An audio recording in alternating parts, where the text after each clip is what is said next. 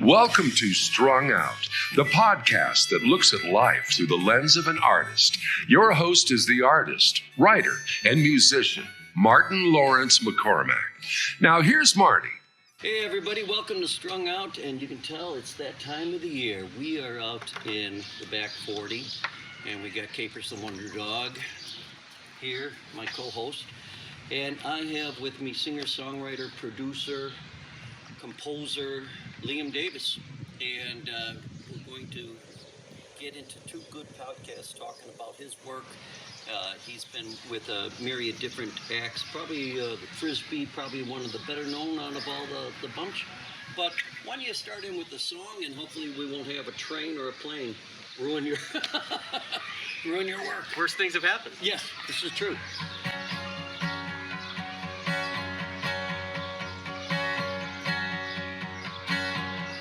It's only a memory. Did it really go down as we recall? You know we see what we want to see, even when there ain't nothing there at all. Oh, you and all the downtown ways you play the game. How could I be so naive to take the blame for your name? It was a foolish thing anyway, thinking I could give you a brand new start. 'Cause nobody's wedding day guarantees a home to an orphaned heart. Still I tried to stand up for you, girl, I tried. But when I said I'd save you from the world, I lied.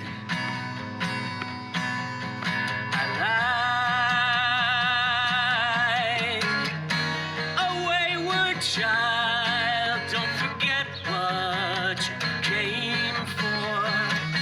1,000 miles just to make sure your aim was true. Shame on you. It's only a memory. I can see it flashing before my eyes. The way that we used to be, each of us parading in love's disguise. Oh, I should have known we never stood a chance. And I never should have let your fate be put in my hands. In my hands. A wayward child, don't forget what you came for. 1,000 miles just to make sure your aim was true. Shame on you.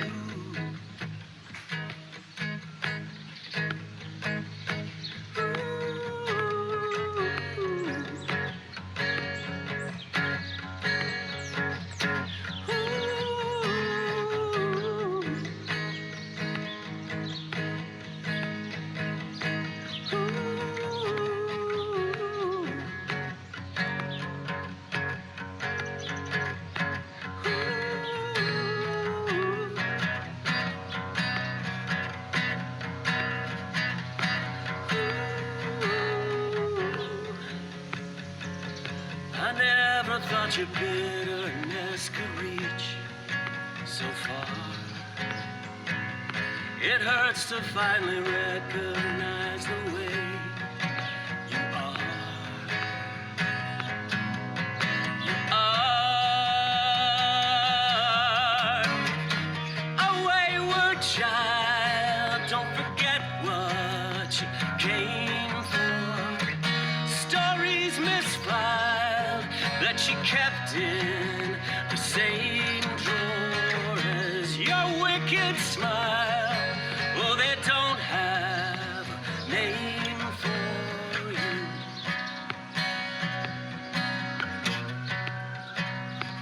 Yes, they do.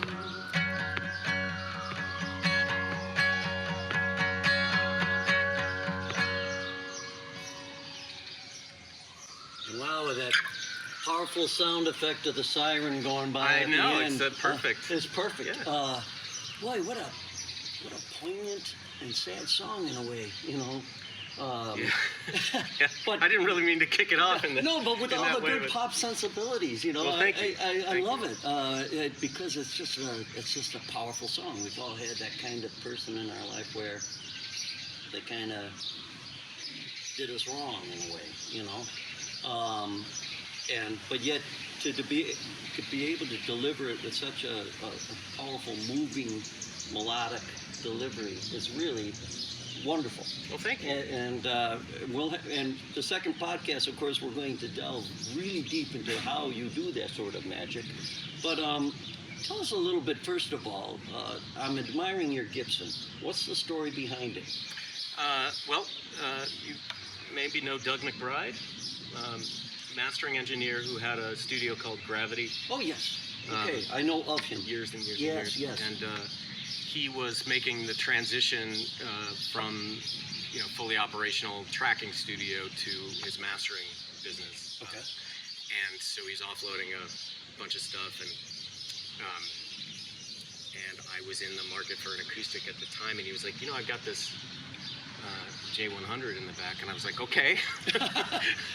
Nice. And and that was around the time that Beck's Sea Change record was out. Mm-hmm. And I'll never forget, because he came out, he took it out of the case, and he just played this E minor, and I was like, well, that's that sound, that's that thing. Yeah. And of course, I love the J200, which is kind of the Elvis model. Right. And at the time, I was doing a lot more sort of solo stuff, and I was really wanting a lot of big low end, which this really delivers. Yeah, Absolutely. For recording, it can get a little tubby, to be honest, but but I as a guy in a guitar sort of thing, it's hard to beat. Well, I play acoustic bass, so Yes. I know what, having something with a little bit of depth, it's not good for the posture. But other than that, it sounds great, right? Right. I mean, isn't That's that... great. Well, and you do the low slung Yes, thing. I do. So it's, I do. It depends on like what, where the Bursitis is on any chosen day. But are you a Chicago boy? Where did you grow up? I grew up just one town up in Evanston. Oh wow, Evanstonian. An Evanstonian, yeah. And Okay. in fact, I lived for years over at Toohey and Ridge, just a few blocks away. Okay. How cool is that? And were your parents musical? I mean, what got you going in this direction? Well, it's not a unique story. Okay. But I heard the Beatles when I was like in second grade, something like that. Okay. And I was never the same. Yeah. I did not have musical parents necessarily. They were artists. My father was an art teacher, Oh wow. and my mom was a poet. So the arts were very encouraged in my household, so much so that my younger brother once apologized for the family for not being creative. We were like, it's okay. Oh God, no. I'm sure you have other... Okay, that makes the story unique. I mean, I love that. I'm sorry, guys. I'm just a wonk. So I just kind of I was fascinated with music, and from a very young age, and so I was one of those kids who just sat with my headphones in front of the record player, and then I kind of started to try to hear the different instruments and stuff, and then I would one day I'd be the drummer and I'd set up stuff Yeah. to mimic the drums, and then the next time and then I understood that there was a bass, and I understood that was a weird thing, why is that not, it looks like a guitar, what does it do, that sort of thing. So early on, you were already putting on the producer hat. Yeah. You were already getting into the studio then Yeah. by dissecting the band. Yeah, I was trying to separate sounds Mhm. pretty early on, before I played anything. And this is all done before the age of garage band and all that sort of stuff, I'm assuming? Or Yeah, I mean, there were garage bands, but they were bands that played in garages. Right, yeah. That kind of I thing. mean, boy, I think we're probably the last generation of that. So. Probably, you know, So, it's yeah. just kind of an odd thing. But you know, besides the Beatles, which you know is a wonderful band, obviously, and it's amazing that you know my daughter, who's 11, the Beatles, is still there. They're the ones that kind of put all the energy and the drive into, I want to pursue music. Did you have any other influences? Were there any local people too? I'm just curious because you being a Chicago person, you know, there had to be people around here that kind of got you interested in the craft. Yeah, for sure. I certainly had other, you know, the Beatles were the kind of foundation of this, but then I couldn't get enough, and you know, I dug into my dad was a big jazz fan, and so I would dig into. He had 78s.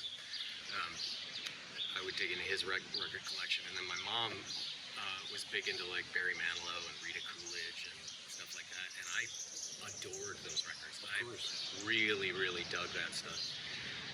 And then,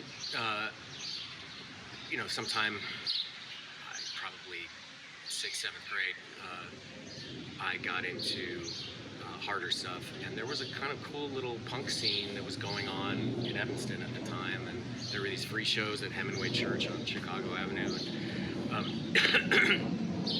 and then the Cubby Bear, which was just like a little hole in the wall, right? Just a dive, and I don't know why my parents let me go down, because Wrigleyville at that time was sketchy. Sketchy. Yeah. Yeah. But I would go down and we'd see these all ages shows, and it was like Naked Ray Gun and Rights of the Accused, and then some Evanston bands like Verboten, which is Jason Narducci's band. Yeah. And Zach Cantor was the drummer in that band. He was Frisbee's drummer. And we were all. I had a band at that time. We were calling Prostitution of the Mind. Prostitution of the Mind. Wow. It was just our foray into punk. It was our experiment, right? Of course. Well, for punk, it's pretty good. Yeah, right. Well, and it was, you know, we were trying to be hardcore, and so it's a pretty hardcore name. So there was kind of that bit of a scene, and then I think, you know, I heard REM, and I was just like, well, I'm going to do that. Yeah.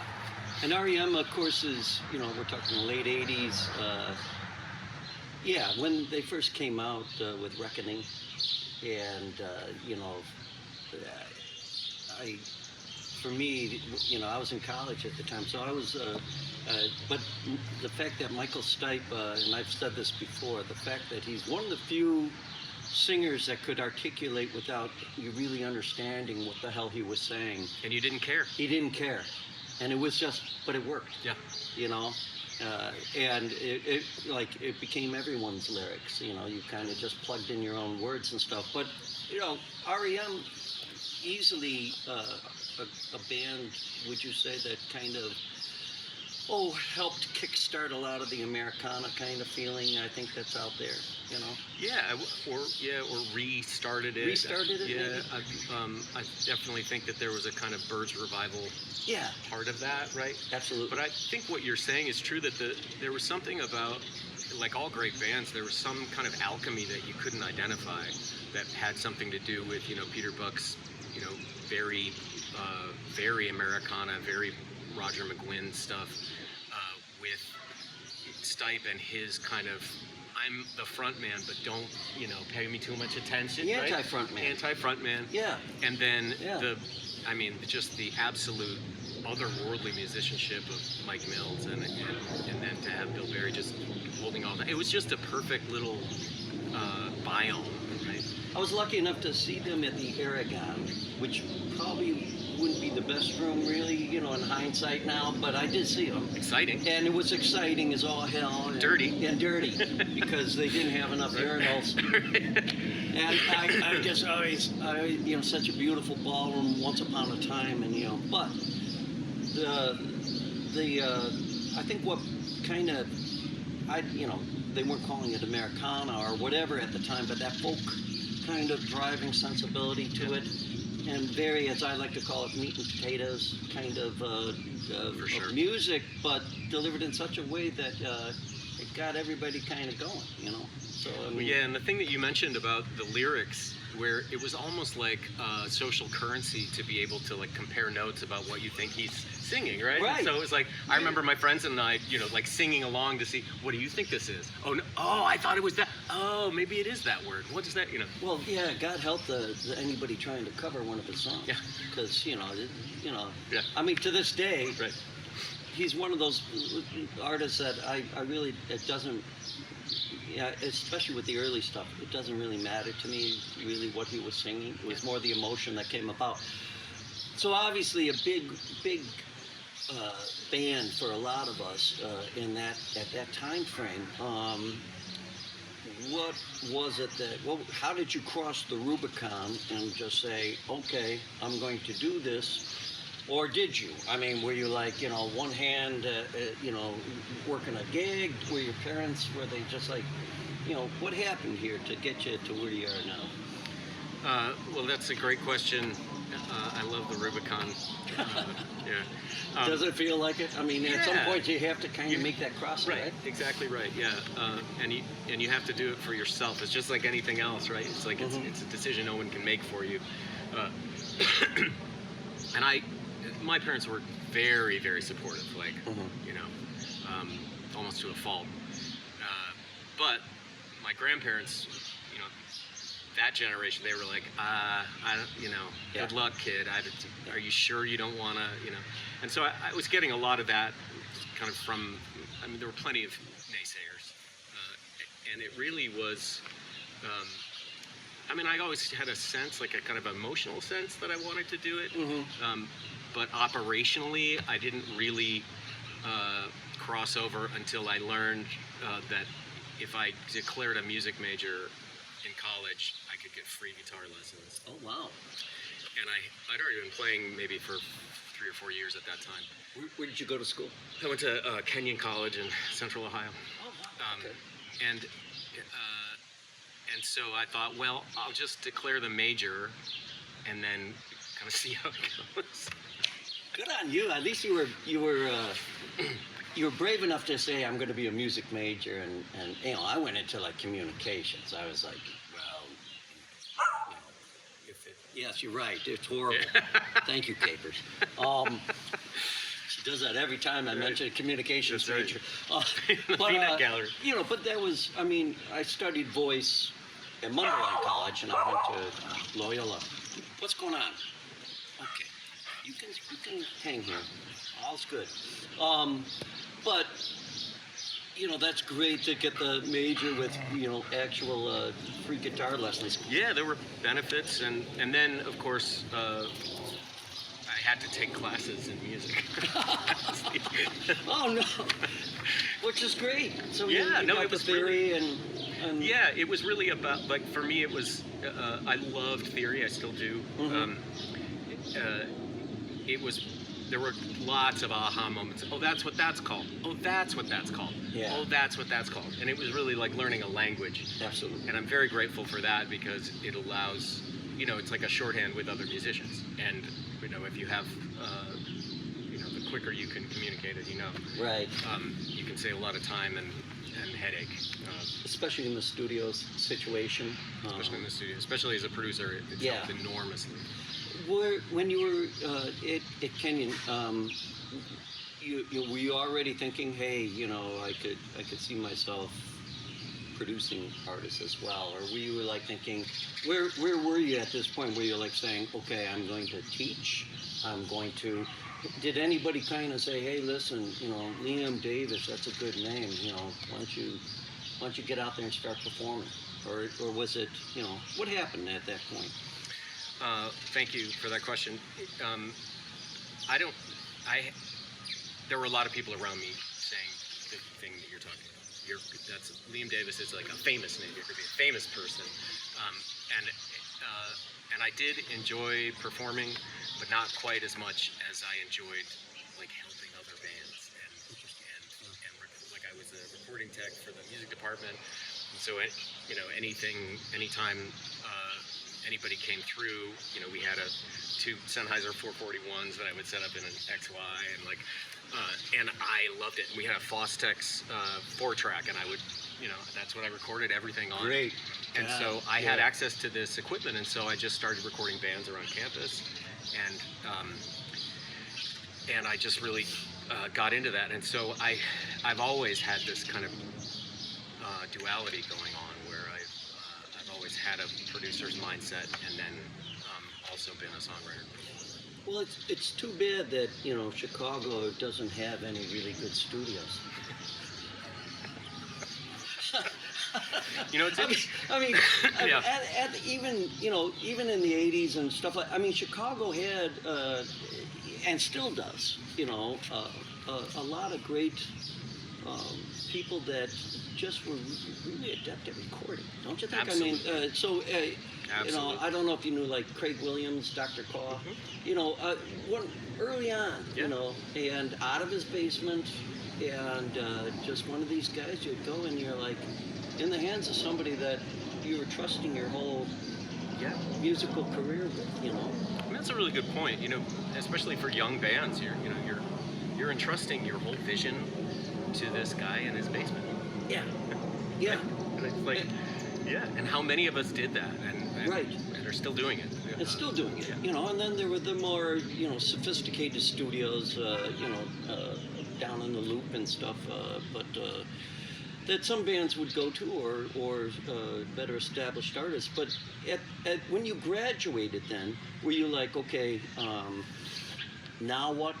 Or were you like, at that point when you got your degree in that, were you like, okay, now I know I can do this, or I think I know I can do this? I think at that point it was really just sort of a race for vanity.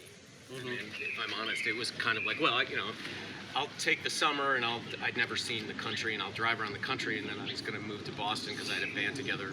Oh, wow. And then I just thought it'll just be a couple months, and then I'll get a record deal, and that'll be fine. I mean, what could possibly go wrong? Right. And I love it. I'll get a record deal, and it'll all be good. It'll all be fine. I mean, I saw it in Spin and Rolling Stone every month. I mean, how hard could it be? And I'm guessing that we're pretty close in age, so we were coming in an era where everything was changing so rapidly. Our people that were maybe 10 years older than us did get record deals, were approached by A&R people, and it did seem like that was going to be the natural, that's how you do it. It's the way of things, yeah. And I've got the talent, and I put in the time, and, blah, blah, blah, blah, blah, and then, So what happened to you then? You didn't go to Boston, or did you? I did. I went to Boston. It didn't take, but I was there for about a year, and I had a band together that was, we were a very strange little trio, kind of it was like a reggae pop kind of power trio thing. It was fun. It was a fun little band, but then the drummer went to dental school, and that's kind of all it took.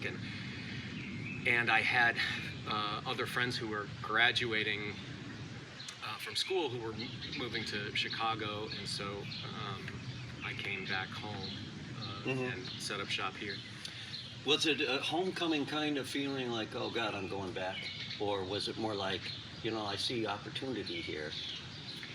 Yeah, there's a Dylan lyric, like, you don't need a weatherman to know which way the wind blows, or something like that.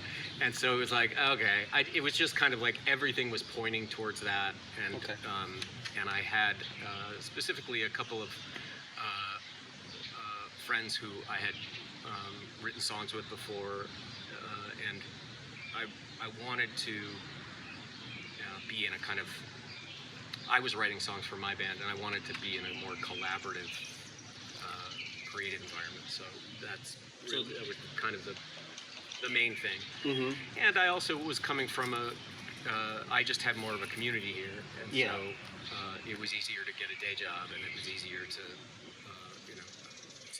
make friends and stuff like that. Well, we're gonna take a little break because I hear a train a coming, to quote Johnny Cash, and then what we'll do is we'll have you play a song. We'll just do it that way once the train goes by. Great. And if there ever was a song lyric, the drummer wanted to be a dentist, has to be up there. My brothers, I was in an all-brother band, and at the time in the late 80s, and we got picked for like Star Search and all that other kind of crazy stuff. But Star Search, wow. yeah, everybody in my family, you know, my brother was going to med school at the time he was drumming. And so he was on call. And so the joke was, is there a drummer in the house?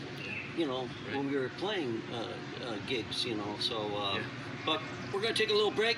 We're going to be back with the second part here, and we're going to have Liam play us in on the second part so we can let this train go by.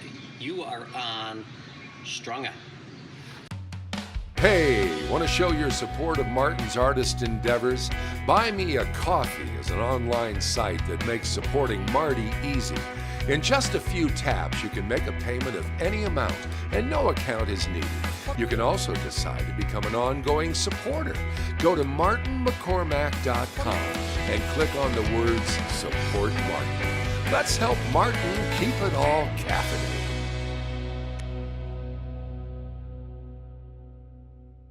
Back with Liam Davis, and why don't you play us a song? What song do you want to play? I'm going to play a relatively new one. It's called It Came Off in a Hard Rain. Nice.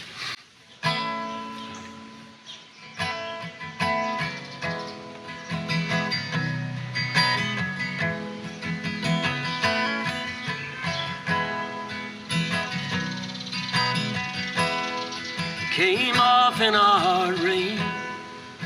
You thought it would always weigh you down. It came off in a hard rain. Never even saw it hit the ground. All these years, it's been the same old tune, calling your name from the other room. You were wrapped in the silk of it. You were bathed in the milk of it. In a way you could welcome it, hey, old friend. Until it came off in a hard rain. You thought it was part of who you are. It came off in a hard rain. You knelt there feeling for the scars. Every day kept it to yourself. That's your way. Never ask for help when you know that you needed it. And you can't stop repeating it.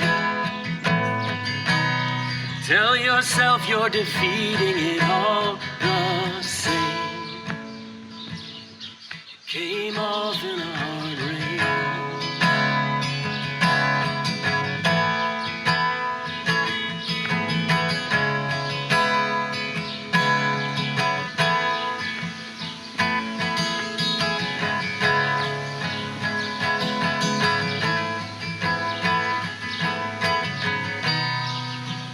How did it feel, awake and free? Why did it happen so suddenly? When the tempest was raging down and the thunder broke all around, did you know you had come unbound, old friend? It came off in a hard rain. You stood there staring at the sky. It came off in a hard rain, and everyone can see it in your eyes.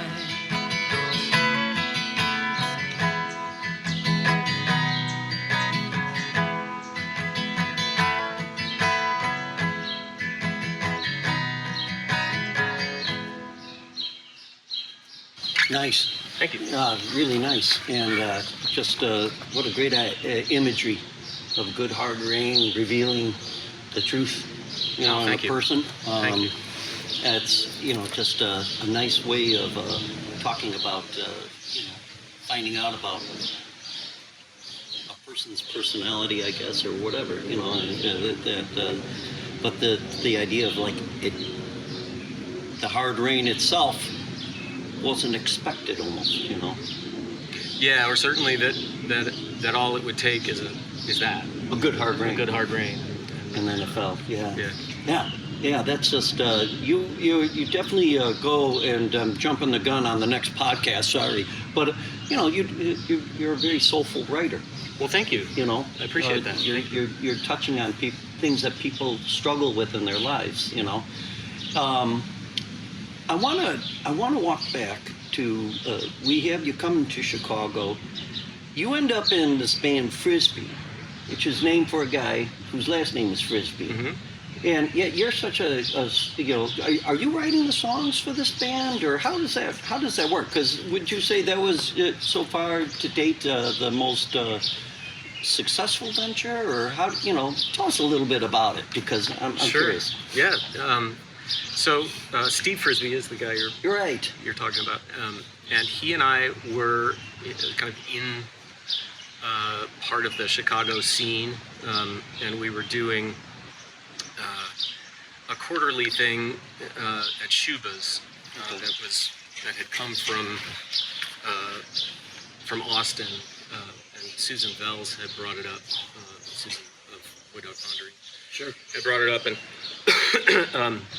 a guy named Thomas Dunning took it over, and it was a great collection of Chicago musicians, and there was a kind of healthy sort of competition going on, and I saw Steve play at one of these things, and my bandmate at the time nudged me. He was like, "You should produce this guy. He's really good." And so I introduced myself, and we got along famously, and we just had a little bit of a mutual admiration society going on. And then one day he called me, and I've told this story a few times because I just find it so endearing. But he was like, "Hey, I'm putting this band together, and we need a guitar player who can do kind of," and then he just started to vocalize these lead guitar parts, Oh, that's great. and a very, very specific, and I couldn't have placed it at the time, but it was very specific kind of late 70s kind of sunburst Les Paul sort of vibe. It was really very, very specific, and he was just like singing these melodies, and I I'm on my landline at the time, and I was like, yeah, I can do that. And so I remember hanging up the phone and talking to my girlfriend and saying,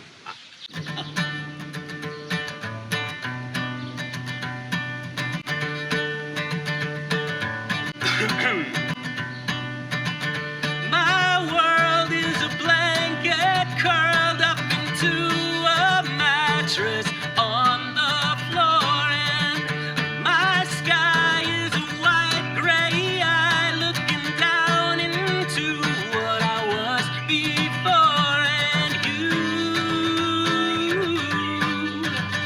you rule.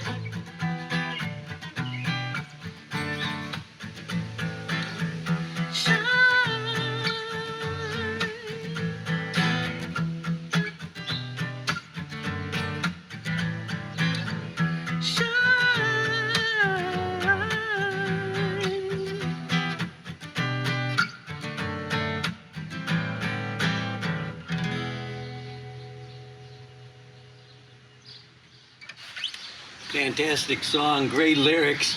My tongue is like a poster hung. Thanks, Marty. I just love the wit, to it too. But I want to thank you again for being on this first podcast. We're going to continue along with Liam Davis and you guys as well. Get ready for the next podcast. It's going to be a lot of fun. I have a feeling we're going to go boldly where no songwriter has gone before. I love it. Thanks for watching. We'll see you guys next time. Bye-bye. Thank you for listening. For more information about this show or a transcript, visit martinmccormack.com. While there, sign up for our newsletter. See you next time on Strung Out.